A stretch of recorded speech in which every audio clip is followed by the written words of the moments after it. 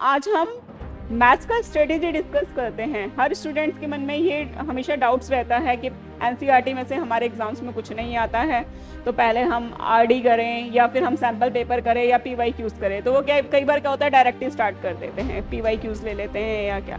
उनको लगता है कि हमारे पास स्टैंडर्ड है या ये है कि हमें एनसीईआरटी करने की ज़रूरत नहीं है। ऐसा नहीं है। जैसा कि इस बार हमने सैम्पल पेपर का जो है उठा करके देखा है, तो इसमें कॉम्पिटेंसी बेस्ड क्वेश्चंस हैं वो बहुत ज़्यादा हैं। यानी कि बोर्ड से हमसे ये नहीं देखना चाहता कि हमने कितना सॉल्व किया हुआ है, ये देखना चाहता है कि हमारे कॉन्सेप्ट है वो कितने अच्छे से लर्न है, तो हम प्रैक्टिकल लाइफ में हैं उस पर बेस्ड कैसे हम उसका आईक्यू यूज़ कर सकते हैं।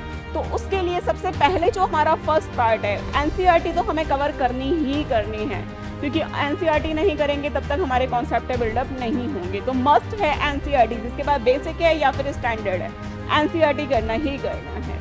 फिर उसके बाद जो है पीवाईक्यू, जैसे कि हमने एक चैप्टर स्टार्ट किया तो उसके बाद वाला उसके उस चैप्टर से रिलेटेड पीवाईक्यू, हमें ये पता चलेगा कि बोर्ड से किस टाइप के पैटर्न है, बार बार रिपीट कर रहा है, कैसे क्वेश्चन है वो पूछता है, तो पीवाईक्यूज करेंगे। फिर ओसवाल बुक है, मैं हर किसी को रिकमेंड करूंगी क्योंकि वो बहुत अच्छे से डिज़ाइन करी हुई है, मोस्टली एग्जाम ओरिएंटेड है। देखा जाए तो वो सीबीएसई ओरिएंटेड है। अगर हम आरडी की बात करें जिनको बहुत डेप्थ में पढ़ना है, एनडीए में जाना है या फिर मैथ्स बैकग्राउंड में जाना है, वो उनके लिए है। वो ऐसा नहीं है कि नहीं करनी है, लेकिन उससे पहले जो मस्ट है ओसवाल से हमें गो थ्रू होना है, उसके सारे क्वेश्चन है वो हमें करने हैं। अब यहाँ तक अगर हम पहुँच गए हैं तो हमारा जो कॉन्सेप्ट है बहुत ही अच्छे से, अब यानी कि हम एडवांस स्टेज पे जाने के लिए रेडी हैं।